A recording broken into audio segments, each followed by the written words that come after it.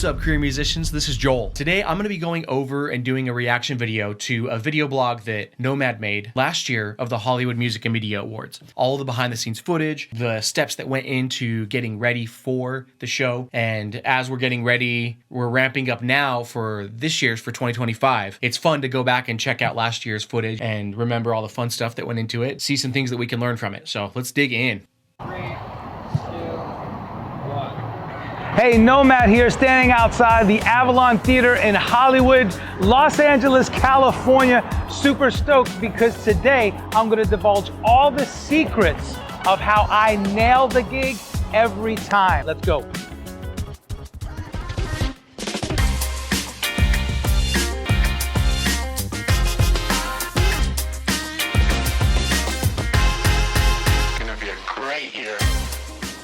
Shh, don't tell him, don't tell him.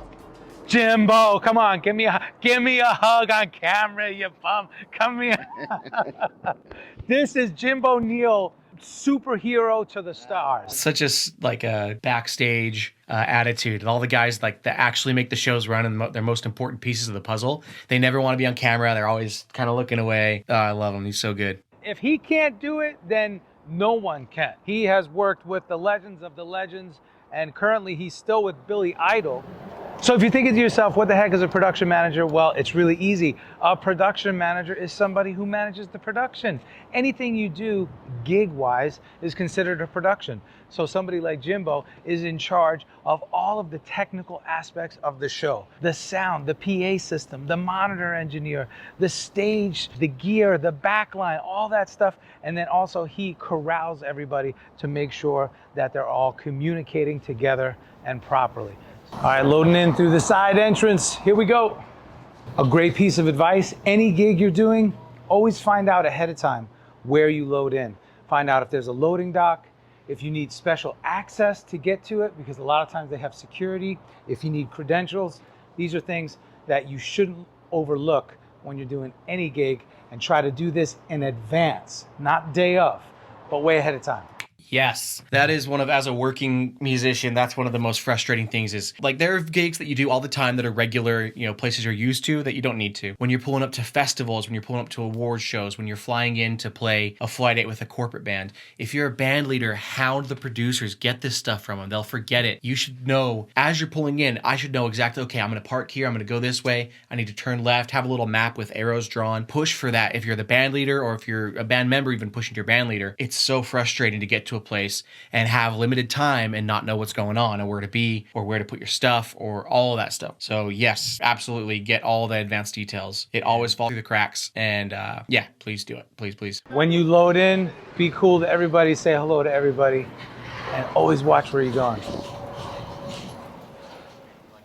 Good morning, good morning. How are you, Roy? Good. Good, I'll be right there. Let me put my stuff down.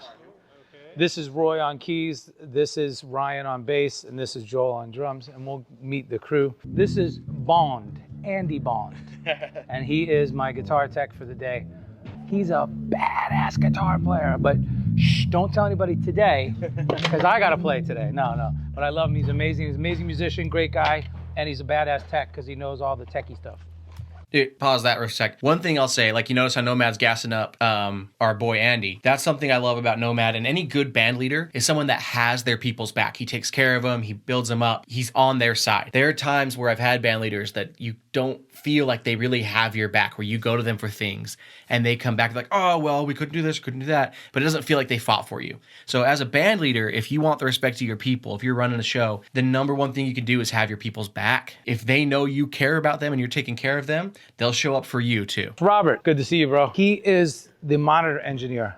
Without proper monitors, you are screwed. Not only is he the monitor engineer, but he's got some great experience on tour with some very high-level acts. So he really understands the nuances of the job.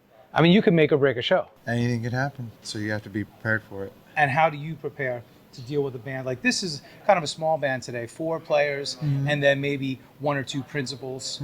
I would probably be more prepared for the principals, because we're going to do our sound checks, right, and be a little bit more prepared, because our mixes or your mixes are going to be dialed.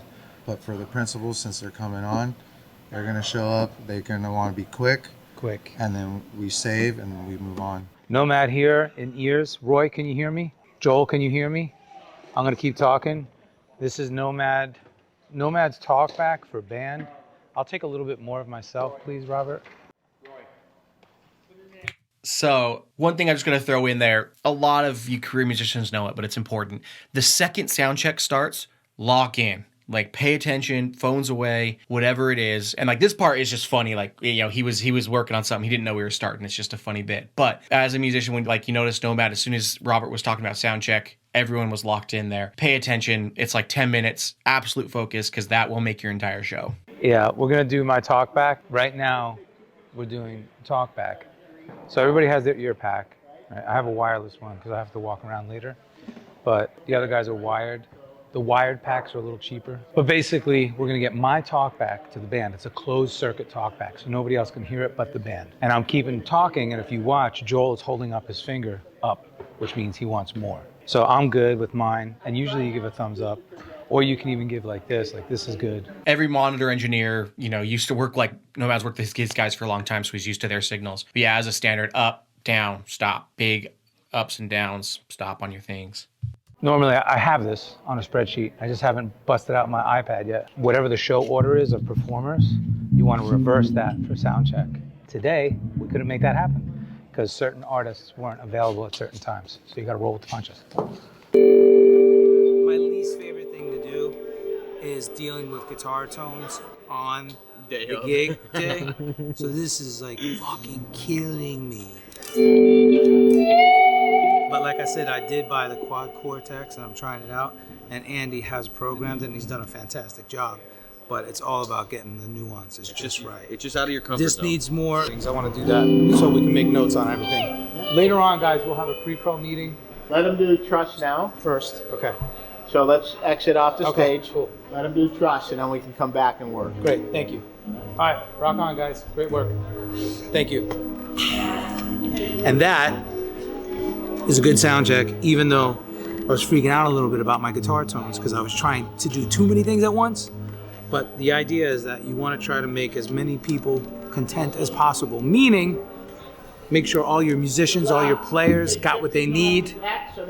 Make sure your monitor engineer understands what you guys need and that you guys are all in one accord. When you don't have techs yet, when you're a brand new band, brand new musician, side person, and you don't have a tech, you got to try to figure out how to do all this stuff ahead of time. So as much pre-production and advancement that you could do on your own at home, dialing in your rig, getting all the little movements, all the little choreographies down, the better.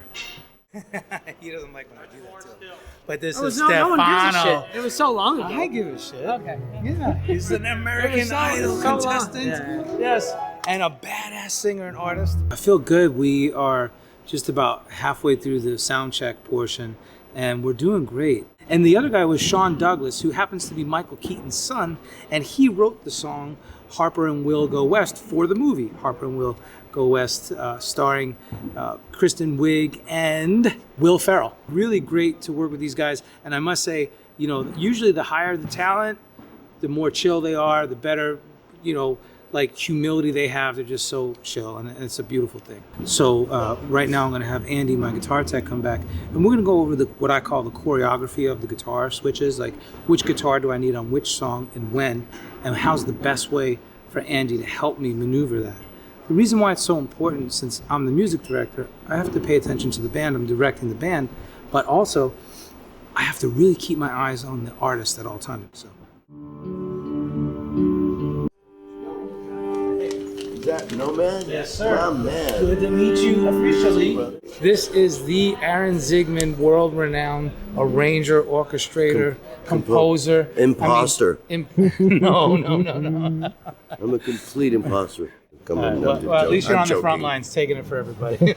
Before we move on to the next little section here, I want to share a quick, I think a very important lesson that I talk to my students about a lot that happened here. Or during the preparations, during all the rehearsals and everything getting ready for the show before the day of, we generally focused on learning the album versions of the song as they were so we could come in and hit them. So I learned the album version of the song, and we got to this one part at the end, there was a fill, and I hit it note for note just like the album was supposed to be. And the director stops the thing, and he's like, that's wrong. We got to do it different. So the lesson here, the part that I talk to my students about is, you might have multiple teachers in your life, different band leaders, different people running things, and they'll all tell you different ways of doing things. And as you get more information under your belt, more practice under your belt, you might have different ways that you think work better.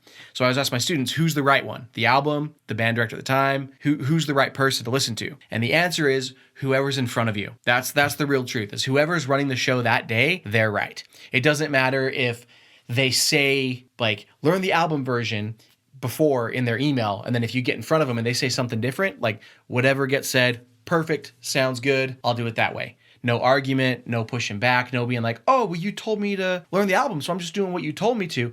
Don't defend yourself, don't push it, no excuses, nothing, just lock in, sounds good, let's do it that way. Perfect. Doesn't matter what you heard before or what a different person told you. The person that's in front of you at that moment running the show, that's the person you lock in with. So let's get back in. So this is your station, obviously, and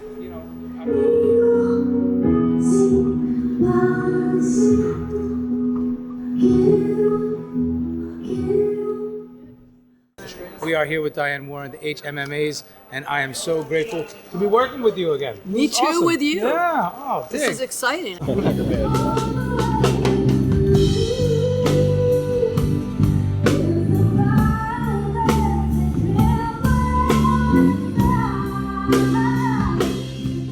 Also, shout out Raina Roberts, killer artist, amazing voice. We were rehearsing at Center Staging. She comes off of a plane, like with the coffee, dead asleep, tired from a crazy journey, walks up to the mic and just blows the roof off. I mean, she's an incredible artist. Check out Raina. All right, Nomad here, the career musician at the Hollywood Music and Media Awards. We're about to go into a great show. Stick around, you don't want to miss it. So grateful to be a part of this with such an amazingly talented cast and crew. And I don't take it lightly. A job of music director is a very serious position, but it's also a very fun position. As you can see, rehearsals can be nuts. Sound checks can be nuts. There's like all kinds of commands and information flying around, but it's really fulfilling to know that once you get in that position, it really pays off. Now, speaking of training, remember earlier I talked about preparation is everything. Man, while you're in the early stages of your career and you're building, you really need a plan. You need to put together a plan of attack, a POA, and you need a system that you can follow. And that's exactly what we do here at the Career Musician. Absolutely. Super fun video. I mean, I feel like that was an accurate representation of everything. It's long days that can be 12, 15-hour days, but you go in, you stay focused, locked in, get ready, just to be a support to the show. Be someone that is a positive contributor, meaning like don't come in with an attitude, don't give excuses, don't fight people on things. Just come in, whatever's happening, go with the flow, be someone that's easy to work with. And that's how you'll keep getting gigs as you go forward. And those chances, man, all of us as we play and we have egos, there are times where it's hard to kind of not defend yourself or not speak up, but it's so important when you're playing a show, when time is money, there's a lot of things we have to get done here. Man, just be an easy person to work with and you'll get so many more gigs because of that. But anyway, killer video. We're going to run it back this year. Thanks, Joel. If you are watching on Spotify or YouTube, you can see the entertaining video. But if you're just listening to the audio, we got some cool footage happening. And right now, we're taking it back to the rehearsals. I love that delay effect that I used on my Boss delay pedal. 2, 3, 4. In this scene, we're at Center Staging rehearsing with conductor and arranger Fabrizio Mancinelli. It was awesome because we had a small orchestra, 4-piece strings, 2 brass, 2 woodwinds. Violin 1 and 2, viola, cello, sax, flute, French horn, and trumpet. Now, something that we don't always get a chance to do is what we call the play-ons and playoffs. Basically, this means when a recipient of the award walks on stage or walks off the stage, we play a little music bumper. We did rehearse quite a few music bumpers of some popular songs, as you can hear this awesome jam by Teddy Swims.